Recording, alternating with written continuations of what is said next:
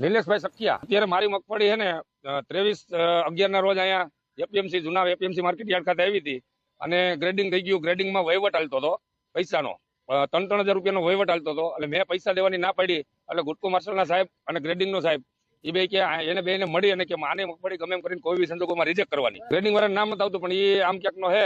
એને તો તરત બીજા દિવસે એને રવાના કરી દીધો. હું બીજા દિવસે આવ્યો હતો, એને રવાના કરી દીધો. અત્યારે મારી મગફળી જોખાઈ ગઈ, મને બિલ મળી ગયું. બિલ મળ્યા પછી ગોડાઉનમાં વહી ગઈ.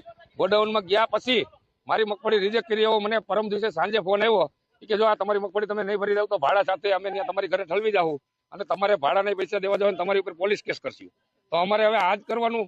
આ 1-2 લાખની મગફળી વાહે 8 દી ટીંગાઈ છે 9 જણા. અમારી માંગ છે કે આ સીસીઆઈ કેન્દ્ર હાલે નહીં. આવી રીતે હકાલવું હોય તો ખેડૂતોનો માલ લેવો પડે. કાં પછી છે ને ખેડૂતોને જો આ માલ ન લેવાનો હોય તો 15,000 વાળી જે સહાય હતી સરકારની યોજના, એ સહાયમાં લ્યો. અમને એકોય બાજુથી ફાયદો નથી મળવા દેતા. એક તો આ કેન્દ્ર હાવ બોગસ.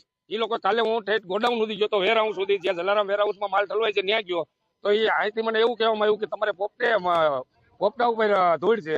ત્યાં ગયો કે ભાઈ પોપટાની ધૂળ અમને નડતી નથી, માત્ર ને માત્ર કે તમારા કોથળા ઉપર અંદર ધૂળ હતી એટલે. મેં કીધું ધૂળ તો એના માણસોએ ભરેલી, અમે તો નથી ભરેલી. અમારા માણસોએ તો ભરેલું નથી.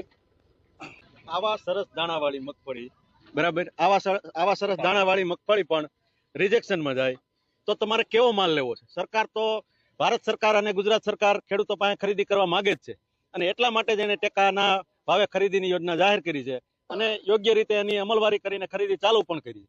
પરંતુ જે તે એજન્સી ખરીદી કરનાર અને વચ્ચેની મંડળીઓ ગોલમાલ કરી